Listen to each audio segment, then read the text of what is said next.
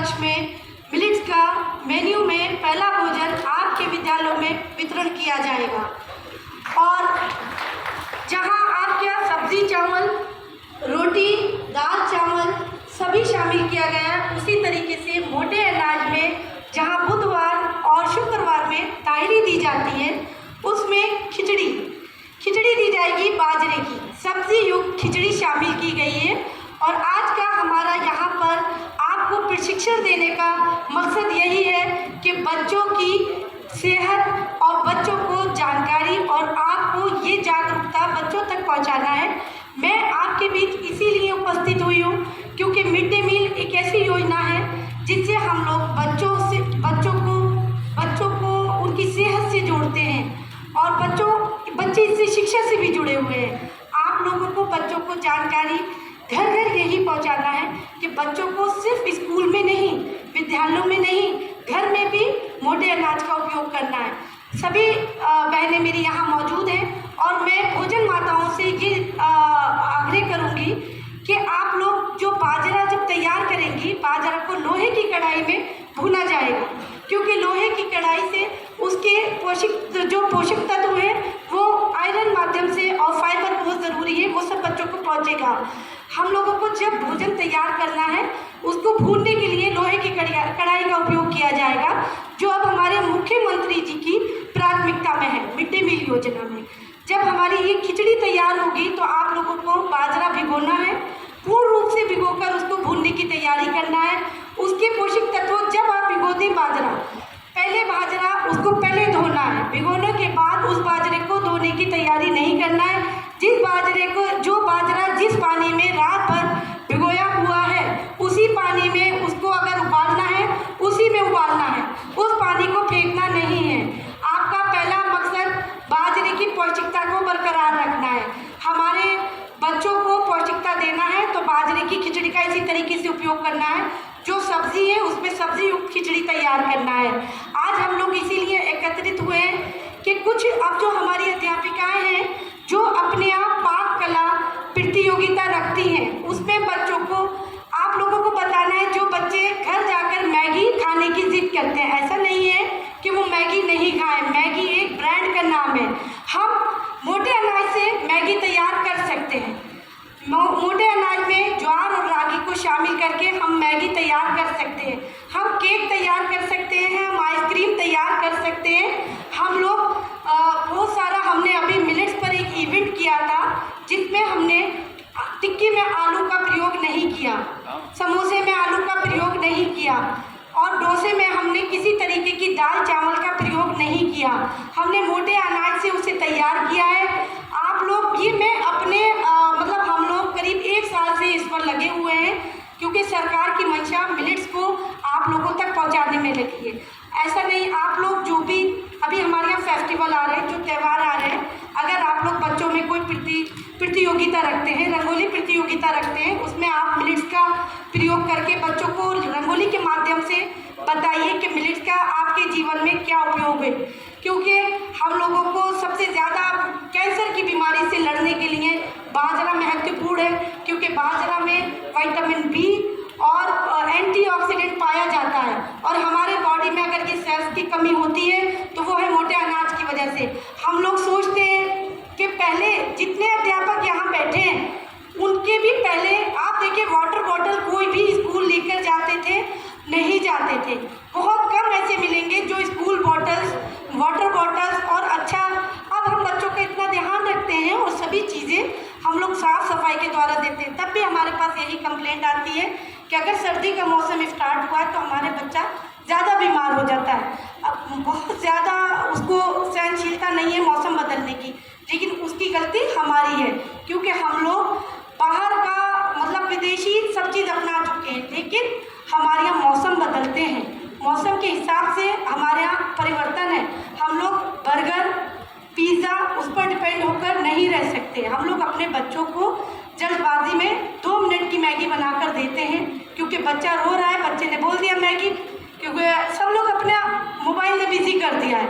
अगर सच पूछें तो मोबाइल को वक्त ज़्यादा दे रहे हैं, बच्चे को वक्त कम दे रहे हैं। जो चीज़ जल्दी बनती है उस चीज़ को कर दिया, बहुत है आपने ऑर्डर कर लिया और बाहर की चीज़ आप तक आ गई। वो चीज़ हम घर में उसी तरीके से बना सकते हैं। हम लोग रागी डोसा बना सकते हैं। रागी की फसल ज़रूर राजस्थान में होती है, लेकिन रागी हमारे यहाँ भी उपलब्ध है। उत्तर भारत में जो फसल होती है वो बाजरा और ज्वार ज़्यादा होता है, लेकिन राजस्थान और एमपी जो मध्य प्रदेश है वहाँ रागी की फसल होती है। और आज भी रागी की चीज़ें राजस्थान में खाई जाती हैं, घर घर में इस्तेमाल होती हैं। लेकिन हमारे उत्तर प्रदेश में हम लोग अभी गाँवों में भी गए सर्वे करने, मैंने देखा है गाँवों से भी ये चीज़ गायब हो चुकी है। गांव के बच्चे भी इन चीज़ों पर मतलब माताएं ध्यान नहीं देती, जबकि वो फसल उगा रहे हैं। उनके घर में बाजरा नहीं मिलेगा, उनके घर में ज्वार नहीं मिलेगा, उनके अभी यही आटा और चावल को ज़्यादा तरजीह दी जा रही है। जो शुगर अब लोग सोचते हैं कि हर घर में शुगर है, लेकिन उसका कारण कभी नहीं जाना। शुगर इसलिए है कि जो हमारा ये भोजन है ये हमारा ज़्यादा देर तक रहता है, इससे कोलेस्ट्रॉल नहीं बढ़ता है। और आजकल लीवर की प्रॉब्लम कितनी है, लीवर की प्रॉब्लम इसीलिए है क्योंकि हम चावल और गेहूं की चीज़ें बनी खा रहे हैं, बाहर का उत्पाद खा रहे हैं। आज हम लोगों का जो मकसद है वो मुख्यमंत्री जी ने इसीलिए पूर्ण रूप से पूरा किया है। अभी इलेक्शन में जिसकी भी अभी ड्यूटी लगी होगी उन्हें मालूम होगा कि जो भी आप लोगों के लिए भोजन आया था मिलेट्स पर आया था, क्योंकि मोटे अनाज हम लोग छोड़ चुके हैं। उसको आगे लाने के लिए हम सबकी भागीदारी ज़रूरी है। और समय समय पर जैसे आप लोगों ने लड्डू बनाए हैं, अगर घर पर भी बना रहे हैं बच्चों के लिए, आपको 26 जनवरी है, 15 अगस्त से कोई भी प्रोग्राम करना है, और जो ग्राम प्रधान है, जो माताएं हैं, भोजन माताएं हैं, वो लोग भी इस मीठे में भी शामिल करेंगी। हम लोगों को ज्वार बाजरे के लड्डू बनाना है, आपने घर में भी बना लेना है। और आपको स्टफ पराठा, भरवा पराठा, आपका लड्डू बच जाता है, उस लड्डू को ऐसे करके उसको प्रेस कीजिए। प्रेस करने के बाद जब आपने ज्वार बाजरे का आटा गूंद रखा है, उसकी लोई बनाइए, उसके अंदर उस लड्डू को रखिए और उसको बेलन से बनाइए, तो आपका मीठा पराठा तैयार होगा। और बच्चा बहुत शौक से वो मीठा पराठा खाएगा। वो चीनी से बच जाएगा क्योंकि वो गुड़ और बाजरे का बना हुआ लड्डू होगा। आप चीज़ों को इस्तेमाल कीजिए तो चीज़ें बहुत सारी हैं। अगर आपका बच्चा मांगता है डोसा मांगे, इडली मांगे, आज हमने इडली भी बनाई, तो ब्रेकफास्ट में इडली ले रहे, तो इडली लेने के लिए भी आपको रागी की इडली बहुत स्वादिष्ट होती है, बहुत अच्छी बनती है। हम लोग ये तो गौर कर रहे हैं कि हमारा बच्चा ढंग से कुछ खा नहीं रहा है, बाहर की चीज़ों की आदत पड़ गई है। हम ही लोग आदत नहीं डालते। अगर हम यही चीज़ें अपने रूटीन में इस्तेमाल करेंगे, हमारा यहाँ का बच्चा हिंदी कैसे बोलता है, हमारा बच्चा बाहर का बच्चा इंग्लिश बोलता है, जहाँ की जो लैंग्वेज है। मैं बेंगलोर रही, वहाँ का बच्चा कन्नड़ और इंग्लिश ज़्यादा बोलता है, हिंदी कम बोलता है। क्यों? वो पेरेंट्स से सीखा, उसको मालूम है। उसे हम नहीं बताते कि आगे क्या शब्द बोलना है, वो रूटीन में लेता है। ऐसी खाने की चीज़ें बच्चा क्या जानता है, मम्मा आज दाल चावल बनेंगे, आज खिचड़ी बनेगी, दाल की बताता है, नाम बताएगा, मसूर की बताएगा, उड़द की बताएगा, चने की बताएगा, मगर बाजरा, इन चीज़ों के नाम क्यों नहीं बता पाता? क्योंकि हम अपने घर में ये नाम लेते ही नहीं। अपने घर में मंथली सामान में ये नाम हमने कभी लिया ही नहीं, हमारे बच्चों ने सुना ही नहीं ये नाम। अगर हम ये सब चीज़ें शामिल कर लेंगे अपने बच्चों से यही रूटीन में कि आज बाजरे की खिचड़ी बनाना है, आज ज्वार का मिक्स पराठा बनाना है, तो बच्चा खुद कल को आपको बताएगा, नहीं मम्मा आप बाजरे की खिचड़ी ऐसे करके बना दो, वो वाली अच्छी, आज मीठी खिचड़ी बना दीजिए, वो अच्छी। हम लोग इसको शामिल करेंगे क्योंकि हम लोगों को इसी बात का प्रशिक्षण अभी स्कूल कैरिकुलम के माध्यम से दिया जा रहा है। फिर आगे भी आपको और प्रशिक्षण इसलिए दिया जाएगा क्योंकि हो सकता है मिड डे मील में अभी साप्ताहिक मेन्यू में एक दिन के लिए शामिल की गई है खिचड़ी, और आगे के दो दिन और बढ़ा दिए जाएँ। अभी सरकार इस पर विचाराधीन है, लेकिन आपका ये श्योर हो चुका है कि मिड डे मील मेन्यू में ये शामिल हो गई है खिचड़ी आपकी। क्योंकि अभी बाजरे का जो बाजरा आना था, बाजरा सब कुछ आ गया है, जो कि 20 अक्टूबर से शुरू होना था। तो मुझे लगता है 20 अक्टूबर की जगह अभी मीटिंग लखनऊ में होना है, तो वो 14 नवंबर से ही आपके यहाँ तैयारी शुरू की जाएगी और 14 नवंबर को आपको बच्चों को दिया जाएगा। और आप लोगों के मन में किसी भी तरीके का कोई सवाल होता है, अभी हमारे यहाँ एक प्रतियोगिता बाजरे की होने जा रही है जो शायद किला परिसर में की जाएगी। उसमें उन महिलाओं को उस प्रतियोगिता को करा रहे हैं, उन महिलाओं को जो बाजरे और ज्वार की रेसिपी के बारे में जानती हैं वो उसमें प्रतिभाग कर सकती हैं, हम लोगों के माध्यम से करें, उसमें उनको प्राइज़ भी दिया जाएगा और बाजरे और ज्वार का पता लगेगा कि उनको कितना जागरूकता है और वो औरों को भी जागरूक करेंगी।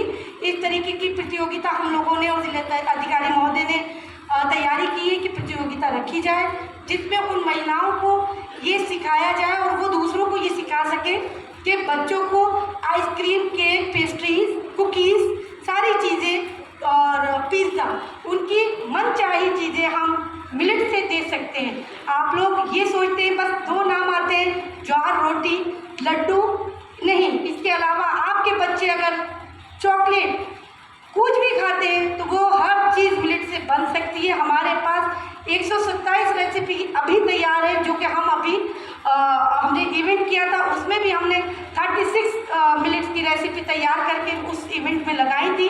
अभी हमारे यहाँ ग्रेटर नोएडा में एक हम इवेंट करने जा रहे हैं, जिसमें टोटल 127 रेसिपी का एक इवेंट कर रहे हैं, जिसमें हम 127 रेसिपी का वहाँ मेला लगाएंगे और वहाँ हर वो चीज़ होगी जो आपने विदेशों में देखी है या विदेशी आइटम समझ के खाए हैं, वो चीज़ें होंगी जो बच्चों को आकर्षित का केंद्र बनाती हैं। आकर्षक बच्चे उसकी तरफ जाते हैं कि नहीं ये पिज़्ज़ा बहुत अच्छा है, ये बर्गर बहुत अच्छा है, उनको पता भी नहीं लगेगा कि ये बर्गर हम लोगों ने किस चीज़ से बनाया है। अब आप लोग हम लोगों का सहयोग करते हुए मिड डे मील के लिए प्लीज़ स्पेशल तैयारी, मेरा आप लोगों से सबसे ये अनुरोध है कि आप लोग बाजरे को फिर एक बार कहूँगी कि बार बार उसको धोने का नहीं करना।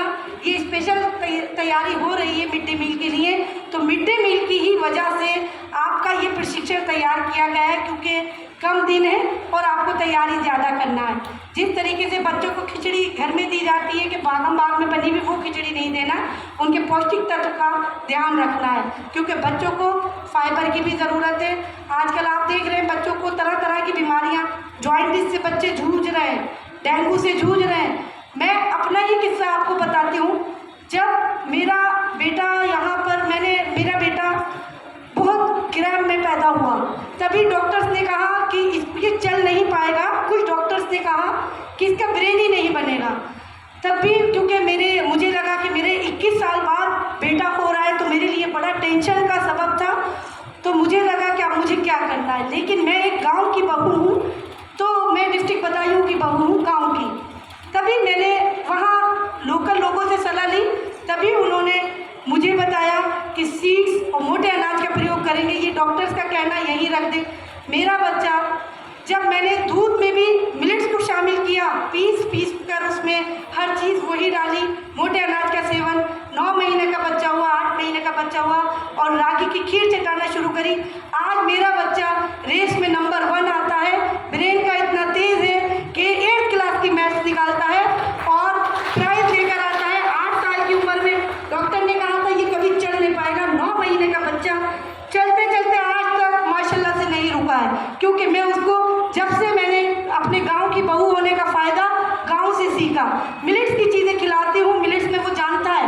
अगर वो आज यहाँ मौजूद होता, आपको 27 रेसिपी के नाम और उसमें से 10 रेसिपी बनाने का तरीका बता देता, क्योंकि जब घर में मैं दिन भर बाहर रहती हूँ, वर्किंग हूँ, आप लोगों के लिए एक योजना पर नहीं 10 योजनाओं पर काम करती हूँ, लेकिन प्राथमिकता अपने घर परिवार को भोजन से देती हूँ, क्योंकि भोजन मेरी तरफ से अगर मैं बाहर रहती हूँ तो लेकिन एक काम मैं कर सकती हूँ, किचन मेरी तरफ से ही तैयार खाना अगर जाएगा तो मैं बच्चे को अपने पौष्टिकता, तो जब मैं माता बनकर ये काम कर सकती हूँ, बाहर वर्किंग हूँ, तो मेरी और बहनें ये सब क्यों नहीं कर सकती? मेरी सारी बहनों को अपने बच्चों के लिए जागरूक होना पड़ेगा। अगर वो जागरूक होंगी तो मेरी सरकार की मंशा पूरी होगी। जब मैं भी जागरूक हूँ, मेरी जैसी और माताएं भी जागरूक हूँ। अपने किचन को वक्त दीजिए, जो आप लोग वक्त पर स्नैक्स टाइम में बनाते हैं, सैंडविच बनाइए। मैं भी सैंडविच बनाती हूँ, मेरे बच्चे, मेरा घर परिवार बहुत शौक से खाता है। तो आप लोग आज ही ये निश्चय कीजिए कि हम अपने बच्चों को जब दे सकते हैं पौष्टिक तत्व, तो ये बच्चे भी आपके हैं, क्योंकि माता पिता से ज़्यादा समय आपके साथ बिता रहे हैं, सीख आपके साथ रहे हैं। बच्चे स्कूल के टीचर्स की बात इतनी मानते हैं। अगर मेरा बेटा है, मैं उसको बोलूँगी नहीं एफ ऐसे नहीं बनता है, बोलता है मेरी मैम ने ऐसे बताया है, उनका दिमाग में बैठता है। तो फिर आप लोग अगर मिलेट्स की जानकारी हर बच्चे को देंगे